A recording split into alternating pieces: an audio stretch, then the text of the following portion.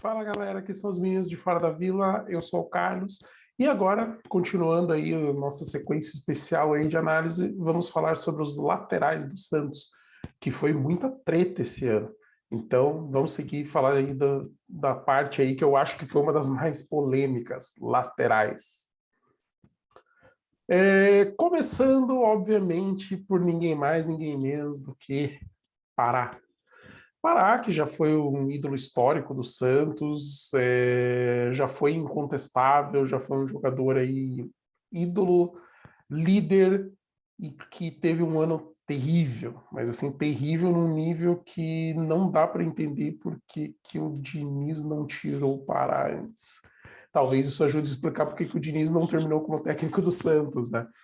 O Pará teve um ano bizarro, cara, muitas falhas e falhas assim que davam gol para o adversário. Então, o Pará encostava na bola, estragava. Parece que a falha do Pará no gol da final da Libertadores desandou o ano do Pará, até porque a temporada 2020 só acabou no começo desse ano. Gosto do Pará pelo contexto histórico, porém não dava para defender, cara. No começo a gente até tentou ser um pouco mais paciente, só que a hora que viu que não dava, a gente pediu muito a saída dele, falamos, cara, coloca no banco, deixa ele se recuperar, deixa acalmar, sabe, esperar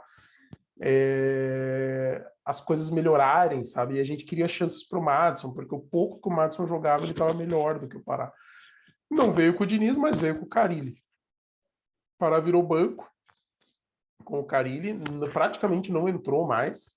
O Carille improvisou, ele um dia fez uma invencionice lá, improvisou, parar como zagueiro, não foi legal, mas foi a única, assim, foi muito pouco, assim, que ele teve chance, porque daí o Madison assumiu e virou titular, até porque na formação com três zagueiros, o Madison era ala, que é onde ele joga melhor, então ele ajudava na bola aérea, chegou a fazer gol de cabeça com o lançamento do Zanocelo, ajudava na bola aérea defensiva, era uma opção para o ataque também, e a velocidade dele no ataque para subir, ajudar. Teve jogada dele passar e conseguir cruzar para sair gol do. Acho que tem o Pirani, fez um gol que o Marinho esperou a passagem do Madison, teve contra-ataques do Madison, que ele serviu outros jogadores, sabe, com a velocidade dele.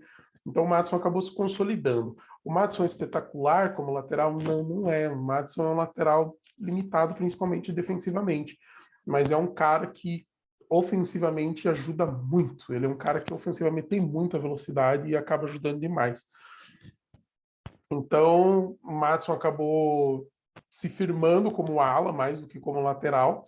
O Pará nem mais no Santos tá. O Pará tinha mais um ano de contrato, rescindiu, foi para o Cruzeiro. O Cruzeiro ainda está com o transfer ban, mas agora com a compra pelo Ronaldo Fenômeno deve pagar. Eles estão calculando aí cerca de 20 milhões de reais para zerar o transfer ban, e aí poderia registrar o Pará.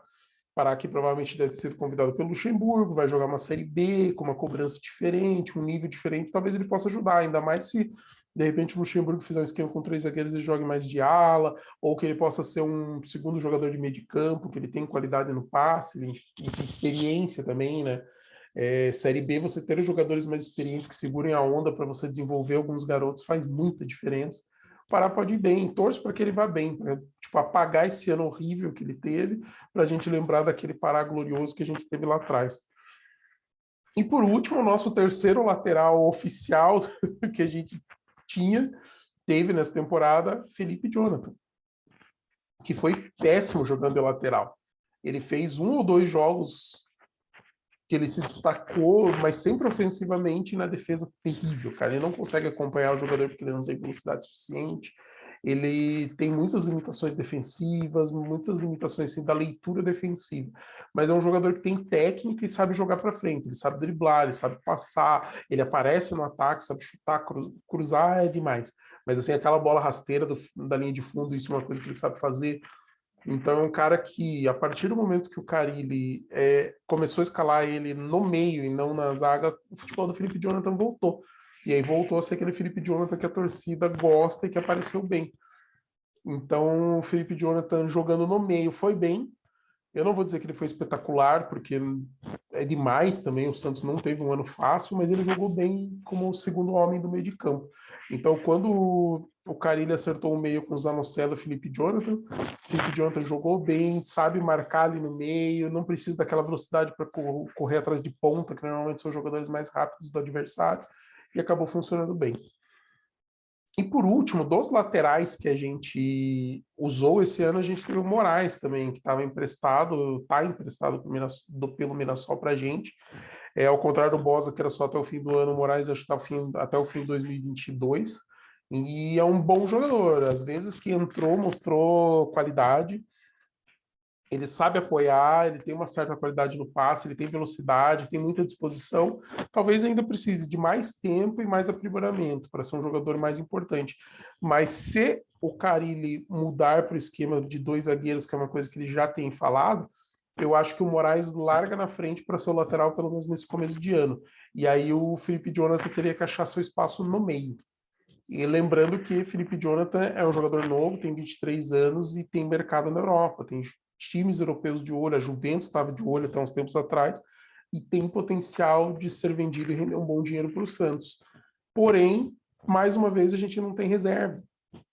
O Santos hoje tem o Maddison na direita e, em teoria, o Felipe Jonathan na esquerda, mas como ele não vem bem, vamos dizer que é só o Moraes, e o Felipe Jonathan virou mais um jogador de meio de campo. E aí o Santos tem o quê? Tem que recorrer para a base ou ir para o mercado. Aí a gente tem no sub-20 o Cadu e o Jonathan como laterais direitos. O Jonathan chegou a jogar alguma vez, o Cadu acho que também com o Holland, mas assim, a gente ainda precisa ver eles, talvez sejam boas opções para banco, mas não sei se eles estão prontos ainda para assumir titularidade em caso de lesão, suspensão. E na esquerda a gente tem o Lucas Pires e o Sandro Perpétuo também, sabe? Tipo, jogadores que a gente ainda precisa ver, tem que ver se dá conta. O Lucas Pires parece ter potencial, mas às vezes a gente pode estar analisando errado também, tem que ver se ele dá conta no time de cima. E a gente tem a volta do Daniel Guedes, cara. Daniel Guedes, o lateral direito, estava emprestado para o Fortaleza, não vinha jogando pelo Fortaleza, jogou pouco lá, então, ou seja, não se destacou no Fortaleza.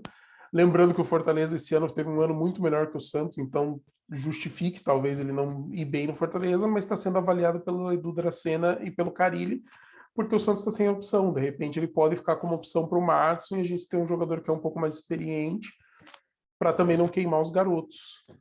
E como esse ano a gente jogou com 3 zagueiros, a gente teve muitos alas jogando. A gente teve o Maddison sendo o titular da ala direita, e a gente teve o Lucas Braga jogando a maioria do tempo como ala esquerdo. E o Lucas Braga foi bem fazendo essa função. É um cara que tem muita disposição e muita velocidade, então ele conseguia acompanhar, voltar. Mas ele foi ainda melhor quando o Marcos Guilherme jogou junto, porque daí o Marcos Guilherme fazia um meia pela esquerda e o Lucas Braga fazia o ala. Quando o Lucas Braga estava mais na ponta, o Marcos Guilherme fazia cobertura. Quando o Marcos Guilherme estava mais para frente, era o Lucas Braga que fazia. E com o Felipe Jonathan fazendo o segundo homem de meio de campo ali na esquerda, a gente tinha um trio no lado esquerdo formado por Lucas Braga, Marcos Guilherme e Felipe Jonathan, que era forte, que tanto ofensivamente pela qualidade e velocidade deles, quanto defensivamente porque um fazia cobertura do outro. Então funcionou muito bem nesse esquema, esse trio, foi muito interessante de ver. A gente teve o Marcos Guilherme fazendo a ala esquerda, mas não foi bem. Quando ele fazia direita, era pior ainda. Então, os piores momentos do Marcos Guilherme foram jogando de ala direita. E a gente teve também o Moraes fazendo a ala esquerda, principalmente entrando no final de alguns jogos. De lateral, o desenho é esse, foi mais ou menos isso que aconteceu. Então a gente teve momentos jogando com 2 zagueiros que os laterais não foram bem, então Pará e Felipe Jonathan não foram bem como laterais. E depois a gente teve momentos jogando com alas, onde o Maddison e o Lucas Braga foram bem. O Moraes, o pouco que jogou, mostrou um futebol ok, muita vontade, velocidade, mas ainda tem que desenvolver, a gente precisa ver mais.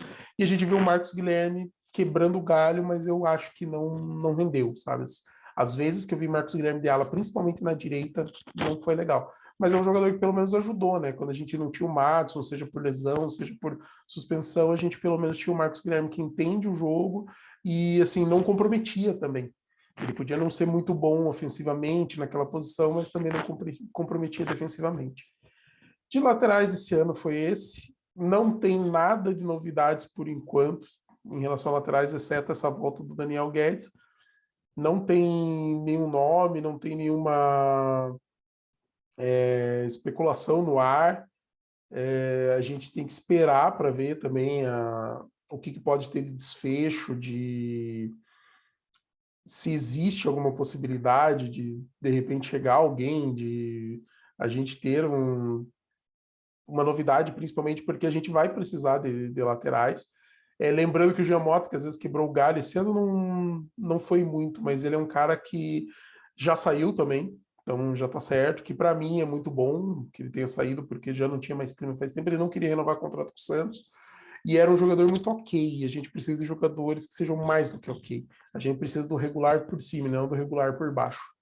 E o último jogo do Jean Mota foi uma tristeza, né? Tipo, o cara entrou para ser expulso e fazer pênalti, que a gente tomou o gol e desandou todo o resultado.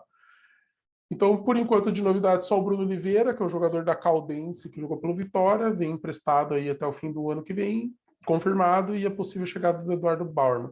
Vamos ver o que o Santos... por um lado, a gente não saber é ruim, porque a gente quer as novidades, mas por outro é bom, que significa que o Santos não tem vazado informações. Vazar informação, cara, prejudica muito a negociação. Às vezes tem um jogador que o Santos está de olho, aí tem tipo o Santos e mais 2 times. Vaza quando vê tem 8 times querendo o cara, 10, 12, porque daí todo mundo tá sabendo que aquele cara tá saindo do time, tá sem contrato. Às vezes vem um time melhor, por exemplo, a contratação do William Bigode. Não foi porque vazou o interesse, eu acho que o Fluminense já ia nele, porque era um jogador que estava disponível. E o Fluminense tem uma capacidade financeira hoje maior que a do Santos, até por estar disputando uma competição maior que é a Libertadores, ter resultados melhores recentes. Eu acho que em longo prazo o Santos vai sair melhor que o Fluminense financeiramente, ainda mais com essas fases de aperto, que o Fluminense não tem apertado tanto, então ele vai sofrer com dívidas mais para frente, até porque não é todo ano que vai ficar formando jogador um atrás do outro, a gente tem experiência nisso e sabe que não é toda safra todo ano que sai. Leva 2, 3 anos, então essa safra que está muito boa no Fluminense vai começar a ser vendida, o Fluminense vai penar em uns 2, 3 anos aí, com um endividamento maior, capacidade de investimento menor, e o Santos, com a situação administrativa melhor controlada, a gente vai poder investir melhor e ter um Santos melhor logo, talvez aí num curto prazo de 2, 3 anos. Galera, é isso. Obrigado por acompanhar o nosso vídeo. Obrigado por acompanhar o nosso trabalho. Curtem, comentem, compartilhem, se inscrevam no canal, tragam mais cientistas aí para torcer com a gente e para cima deles. Um grande abraço.